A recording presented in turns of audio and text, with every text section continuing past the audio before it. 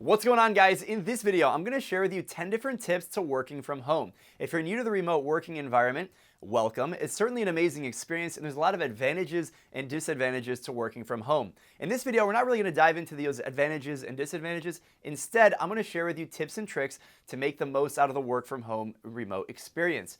If you're new to the channel, welcome. My name is Faris Sabati. I'm the co-founder and CEO of MySwimPro, and over the last 5 years or so, we've built MySwimPro into a global technology and media company with a distributed team that spans across 10 different time zones. We know a lot about what it means to work from home, working remote, and how we can build a culture and be the most productive as possible inside of our very own homes.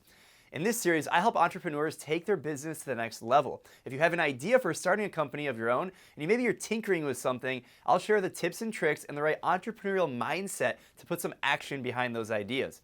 If that sounds interesting, make sure you're subscribed to the channel, and let's get right into the video. The first tip I want to share with you guys in working from home to be more productive, happier, and healthier is to wake up at the same time every single day. Some of these will actually sound pretty simple and common sense, but we're going to put them on a whiteboard and we're going to go through them one by one to show you the true value and benefit and some personal experience that I can share with you on what's worked and what hasn't worked. So we're talking about being consistent, waking up at the same time every single day. It doesn't have to be 6 a.m. or 7 a.m. We all have very different schedules, so it actually isn't right to fix a certain set of time for every single person. So you've got to figure out with your schedule, whether you have kids, depending on your job, and all these other obligations, what is the best and ideal time for you to wake up and try and be as consistent as possible? Because we're trying to be consistent so that you can build routine. And when you have more consistency and routine, you're more efficient with your time, which makes you more productive.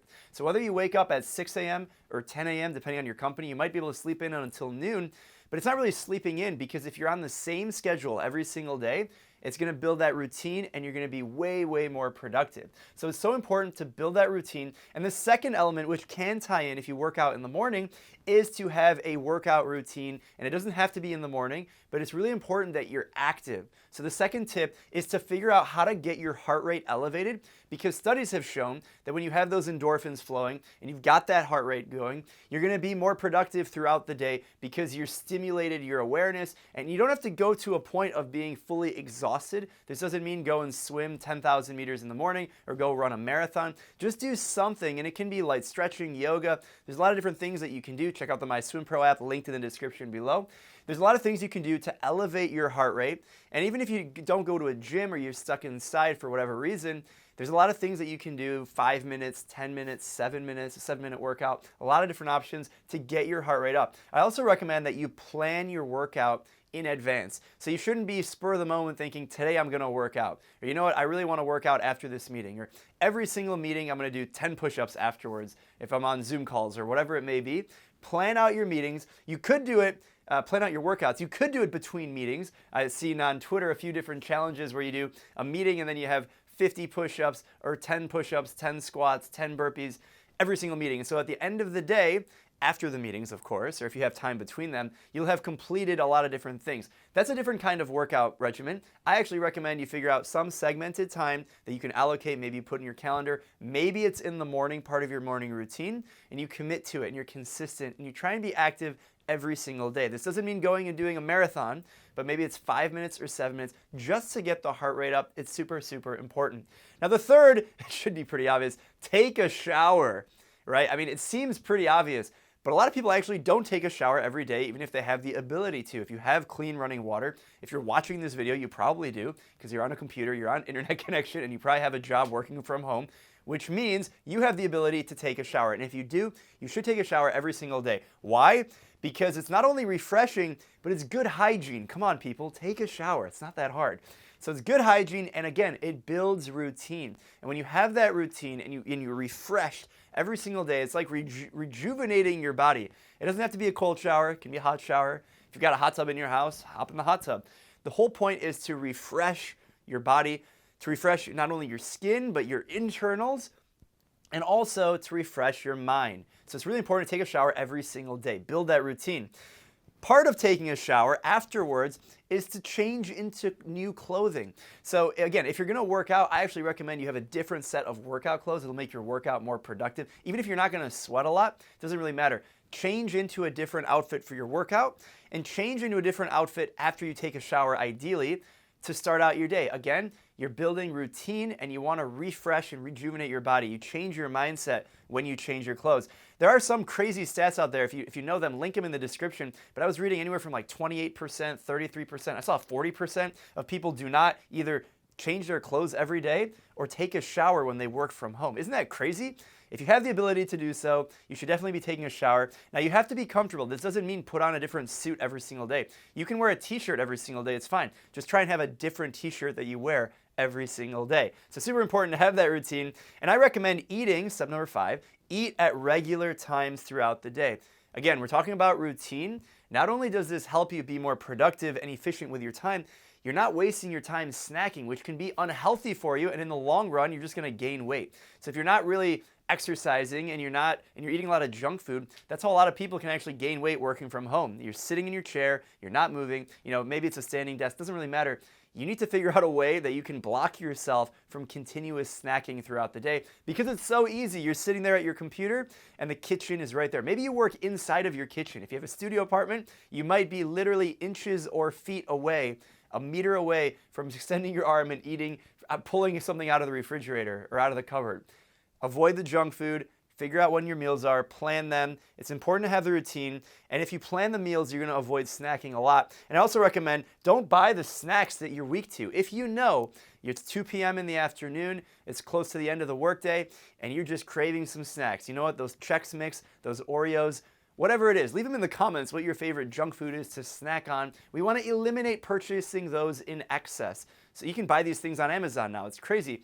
Don't buy them, and that way you know if you're weak to something, you will avoid it. And the easiest way to avoid that junk food snacking is to set regular times for when you eat. Just like you would when you wake up. You figure out a time when you can eat. Now, the 6th tip is to plan your to-dos in advance. Now, this is productivity life hacking 101. It's really important to schedule and write down the 3 to 5 most important and impactful things that you need to do the next day. Hopefully you're doing this on a monthly basis, weekly basis. You know the projects you need to work on, but figure out what those to-dos are the night before. Write them down, and that way when you wake up, you already know what you're gonna do. And by doing the tasks the night before, writing them down, you're gonna be more efficient with your time, and that's what this comes down to. The huge opportunity and potential of working from home is the fact that you're not wasting your time commuting. A lot of the BS involved in going to a physical office, you can eliminate the water cooler conversations. A lot of these things are not really relevant because you don't have to do them. And so specifically, you want to take advantage of that and be as productive as possible so you can spend more time doing your hobbies, which we're going to talk about, spending time with your kids, pursuing that business that you want to start, exercising more, watching Netflix. There's so many things you could do with your time besides working. So if you can be more efficient with your time working, then you can spend more time doing those other things. Even if you love your job and you love what you do, you probably love some other things as well. And it's great to explore those other passions. So the number 7 is to allocate space in your home or office or apartment, wherever it may be, for work. Don't work from your bed 24/7. Maybe it makes sense sometimes to sit in bed and you want to crank out some emails at night, or you want to write that paper or that article. However you are the most creative, you should spend time there. But you want to have different areas in your house. If you have a dedicated office, that's great. Maybe it's your living room, dining room. You have a dedicated spots and you shift locations throughout the day. That's what I do personally. I have one main spot in the dining room. Sometimes I'll work in my room. Sometimes I'll work in this room where I have a whiteboard. And I move around the house because it gives me fresh perspective and it allows you to kind of stay nimble and sharp. If you stay in the same spot over and over and over, your productivity over time will actually decrease. And for some people, that'll decrease faster than others. So it's really important to have a dedicated space in your home. And I recommend number 8, set hard deadlines for yourself. Now this is, again, productivity life hacking 101, but setting deadlines for yourself, not only for those projects and those to-dos, but also for the time that you work. So again, we're talking about routine of when you wake up. It's really important to set that time. You're gonna wake up at 6, you're gonna work out and shower by 7, breakfast with the kids, and then we're working by 8:30. When are you gonna stop working? Maybe it's 4 p.m., maybe it's 5 p.m. You know you're gonna work out from 11 to 12, have lunch from 12 to 12:30, and you're gonna stop work, hard cut off at 4 p.m., 5 p.m., 7 p.m. Doesn't really matter. Figure out what it is for you and know what your deadlines are, because when you plan on working all the time, that is how you'll burn out. And it's really not necessary. It's not productive to be working 24/7, and don't do it from your bed. Number 9 is to find hobbies outside of work. We talked about this. It's really important to explore your passions outside of your job. Even if you love your job. I love my job. I love what I do. But I'm passionate about a lot of other things. Maybe you're passionate about photography. Maybe you just love to exercise. Maybe you really like watching horror films. Maybe you want to get to meet other people. It doesn't really matter what you want to do. Figure out how to set those hard deadlines so that you can pursue those passions outside of your job, because you want to use your time wisely. The great benefit of working remote is that you're more efficient with your time because you don't have to commute and do a lot of that BS of going to an office. If you have that special opportunity, that's amazing. Time is the most precious thing that we have in life. So take advantage of the fact that you're not sitting in your car driving somewhere every single day that's repetitive. You have this incredible opportunity, so take that time and pursue your passions. Rather than commuting to work, commit to a hobby. What is your hobby? Let me know in the comments. I'd love to know what you guys are working on outside of your hustle. And number 10 is to leave the house.